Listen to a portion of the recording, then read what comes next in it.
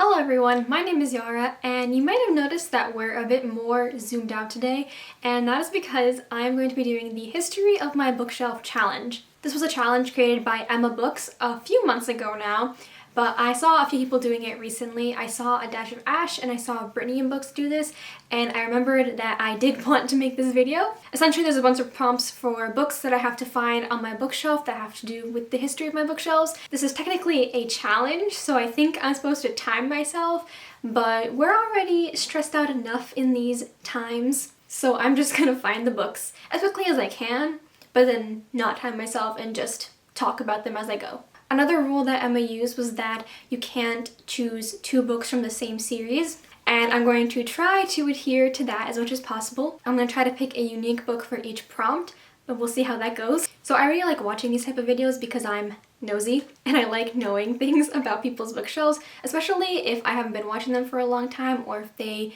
have been a reader before they started making videos. Like in the case for me, I've been reading for many years before I started making videos, so perhaps I'll talk about books that I haven't talked about yet. Or at least as much, perhaps? I don't know. Anyway, without further ado, let's just get started. Number one is the oldest book on your shelf. And this one I definitely know is in one of my bottommost shelves. That's where I put all my childhood books. And for some of them, it's kind of hard for me to remember exactly when I acquired them, but I believe The City of Ember by Jean Duprat is the oldest book on my shelf. I got this in second grade when I was 8. Technically, my brother owned this first because he read it for summer reading, and then I read it, and then my entire family read it. This is one of the few times that my entire family has read something, and it was one of my favorite books for the longest time. And it was even made into a movie with Saoirse Ronan, which is kind of wild to think about now, considering where her career has gone. But yeah, I think this is the oldest book on my shelf. Then we have a book you read in 2013. And 2013, okay. I used to be so good at years. I can't remember anything right now. I'm fairly confident I read Days of Blood and Starlight in 2013, though now that I think about it, it could have been in 2014.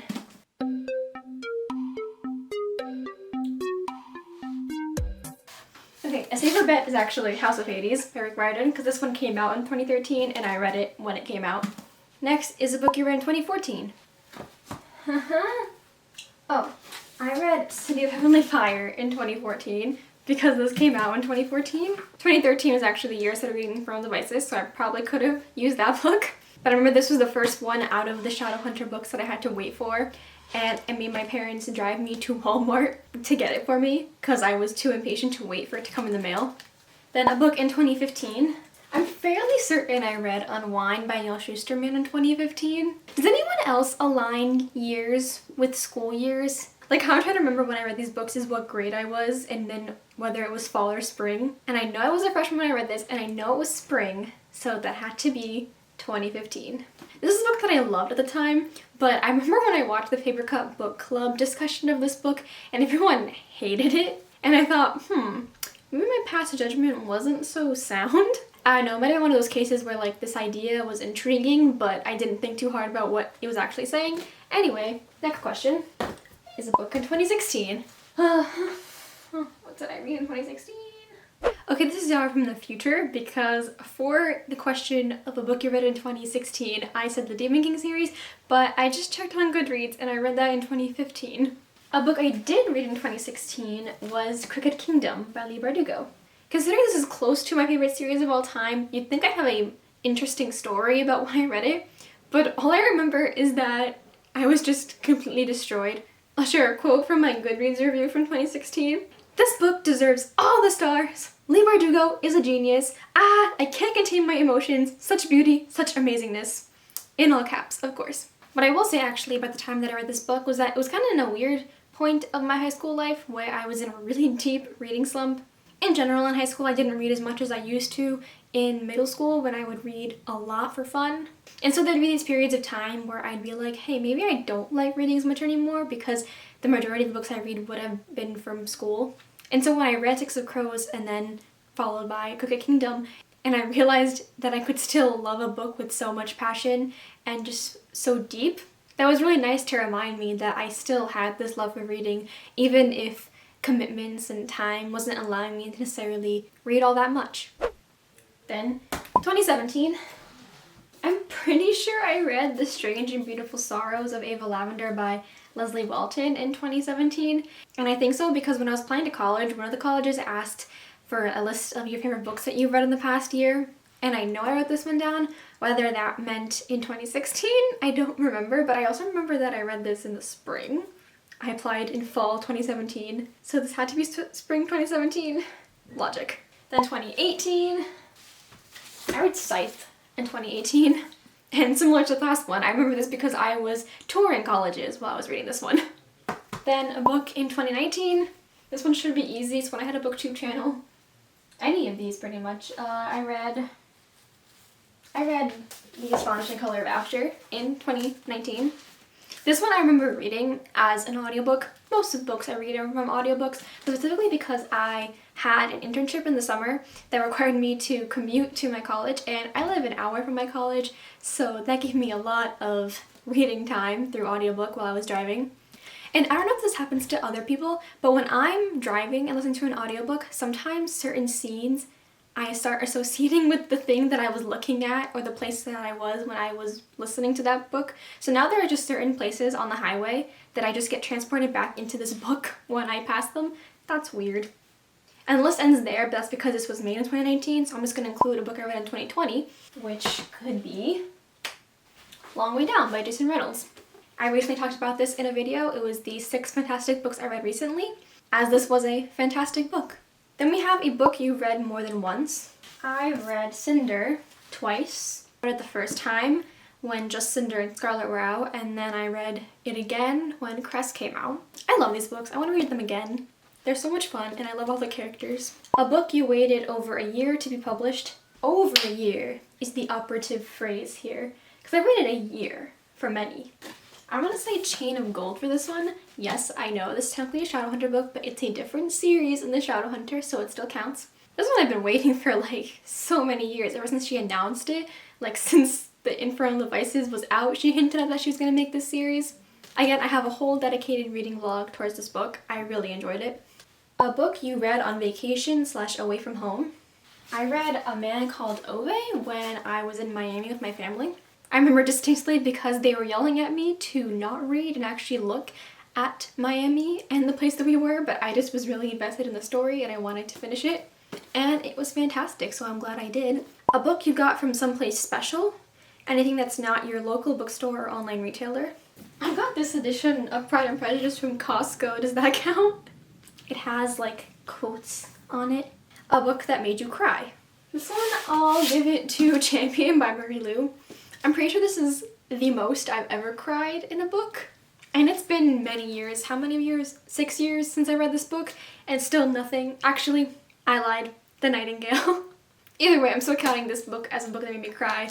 But if you read this book, you know what happens at the end. Literally tears your heart apart into a billion pieces. Did not recover for a long time. I just sat there crying for like 20 minutes. This is another thing I need to reread. I need to reread a lot of things. A book you read in one sitting. There haven't been many that I read in one sitting. I've read many in like 2 sittings. One that I know that I literally just unhauled is The Elite by Kira Cass. I know I read that in one sitting. This is not quite accurate. Frankly, I don't remember, but I believe I've read Saints and Misfits in almost one sitting. I might have read like the first couple pages in their own time, but for the majority of this book, I read it in one day. This is actually the first book I ever reviewed on my channel. It has a whole dedicated review for it. I cannot comment on the quality of that review because it's been a while, even though I'm pretty sure it's pretty good. I mean, the book itself is very good. I read this when I was trying to seek out more Muslim authors, and this definitely did not disappoint in terms of the Muslim representation. A book that was a gift. This is hard because I never asked for books for gifts because they were always just a thing that like I just wanted to buy myself. Oh, but this copy of The Nightingale was gifted to me by my friend. We both buddy read this back a few months ago and she didn't really want her copy anymore, so she gave it to me. This pile is just growing.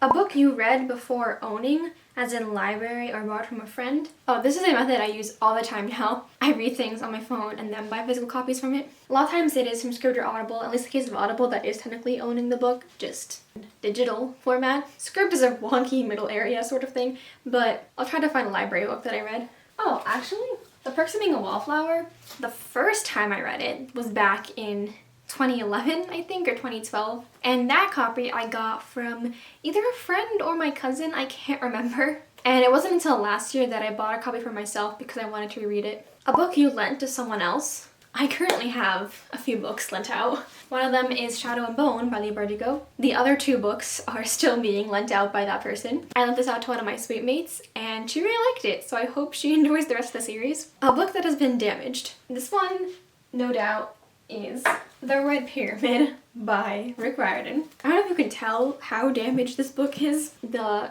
dust jacket is very ripped. The book itself is very worn out at the edges and the corners are kind of like caved in a little. This is also a book that I lent out, which is why it's so damaged. Oh, even more, this is totally ripped.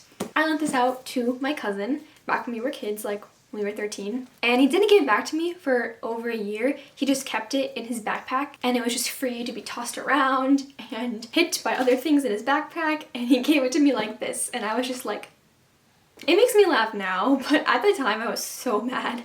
A book you got on sale or discounted. I know I got Pan's Labyrinth for 50% off. It's kind of the only reason why I bought it, because I saw that it was on sale. A book you read with someone else, buddy read or read with the book club. I'm gonna say Aru Shah and the End of Time for this one because I read this as a part of the Rick Riordan Presents Read Along, which I'm hosting with 4 other people. So I read this along with those 4 other booktubers and anyone who participated. This is kind of getting scary. It's gonna fall. I definitely should not have put City of Ember so low on that pile. That was not a structurally sound strategy. I think it's good for now. A book you associate with a song. A song? Is this cheating? Can I say The Hanging Tree for Mockingjay? I love the Hanging Tree song from the Mockingjay movie. I just love that scene in general. It's so immensely powerful and I'll always connect that to the story, even though it's more so the movie than the book, but we're gonna count it anyway. A book you associate with a food.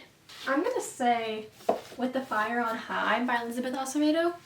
This is not really a particular food. I just associate food with this book because food is a very central theme that in cooking and being a chef, and there are recipes throughout the book. So in general, I just think of food when I think of this book. A book you got years ago that you probably wouldn't buy now. I'm gonna give 2 books for these because I got these at the same time, and that's Deep and Dark and Dangerous by Mary Downing Hahn and Ruined by Paula Morris. These are both books I got at the book fair in elementary school. And it's not even the fact that they're middle grade, because I still read middle grade now. It's more to the fact that these are both ghost stories. And it's not that I wouldn't read a ghost story. Why is it so yellow? The sun is setting and it's so orange. I'm sorry. Anyway, it's not that I wouldn't read a ghost story. I do like ghosts when they're incorporated into, like, say, larger fantasy stories. But there really hasn't been a book in recent years where I was attracted because it was a ghost story. I have many memories of this book though, because it terrified me. I remember I was reading it at night and I was so scared because ghosts just freaked me out that I had to read Diary of a Wimpy Kid to like cleanse my palate. And for the entirety of reading this book, as well as for many years after that, I would read Diary of a Wimpy Kid after I would read a more intense book to like calm my brain down so I wouldn't have a nightmare. A book you associate with a specific time in your life. I could have many for these. I can go many different routes. I'm gonna go with Divergent for this one because there's a lot of different aspects in terms of what this represented. This represented a time when I started watching BookTube. I started a little bit before I read Divergent, but there were a lot of people talking about Divergent on BookTube. Specifically, I'm pretty sure that's how I discovered Poland Bananas books. So it reminds me of those really OG BookTube years. But I also associate this with my 7th grade year, specifically because it was the year of Hurricane Sandy. I live on the East Coast, so Sandy was a big deal. We like didn't have school for a week, and then we had half days for like another week, and the power was just out for a long time. And I remember reading this when the power was out with a flashlight, and I just devoured it. And yeah, I just associate it with my middle school years, because it's also a book that a lot of my friends read, and I also remember we all went to see the movie when it came out, and that was just a fun experience. Times were simpler back then. And then a book you used to like but don't anymore. Eleanor and Parker probably work for that, but again, I unhauled it in my last video. So instead, I'll pick The Help by Catherine Stockett. I read this when I was fairly young. I was like 12. And I read it because the movie was coming out. And the book and the movie both got like massively rave reviews. People loved it. But over the years, I've definitely heard some criticism about the way this book handles race.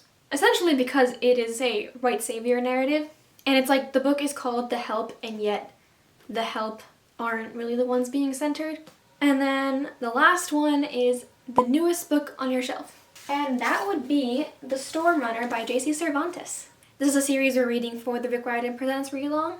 This book was one of the August books, and the next 2 books in the series are in September. I think they're okay. No. They were doing so well until that last book. So those were all the prompts for this challenge. I hope you enjoyed watching it. I had a good time making it. Let me know if you like these kinds of videos and if you want to see more of them. And also, if you have any stories associated with books on your shelves, feel free to tell me about that. I'd love to know in the comments. Anyways, thank you so much, and I'll see you later. Bye.